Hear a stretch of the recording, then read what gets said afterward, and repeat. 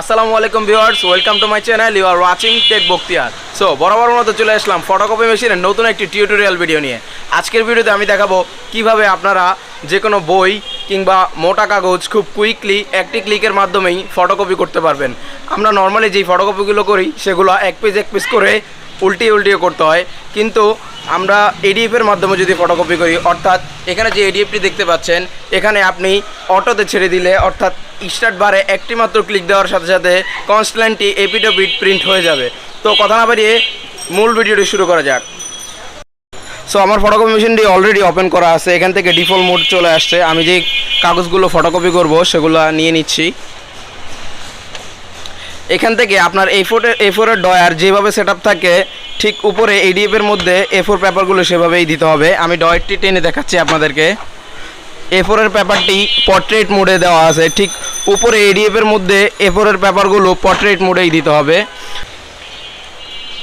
দুই পাশের যেই স্কেচ দেখতে পাচ্ছেন এগুলো টেনে দিতে হবে।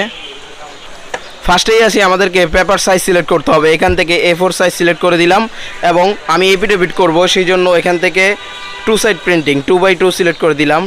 তো কালি যে পরিমাণ দেবো সেটি সিলেক্ট করে যদি এক সেট হয় তাহলে আমি একটি ক্লিকের মাধ্যমেই এক সেট ডিফল্টলি হয়ে যাবে, যেহেতু এখানে 1 লেখা রয়েছে।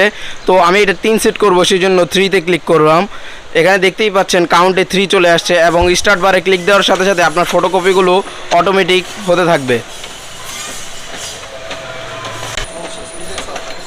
তো উপর দিয়ে স্ক্যান হচ্ছে এবং নিচ দিয়ে প্রিন্ট হচ্ছে। আপনাদের কাজগুলো খুব দ্রুত হয়ে যাবে। নর্মালি যদি আমরা যেভাবে ফটোকপি করি সেগুলো এপিট করতে অনেক সময়ের ব্যাপার, বাট অটোতে ছাড়লে খুব দ্রুত ফটোকপি হয়ে যায়।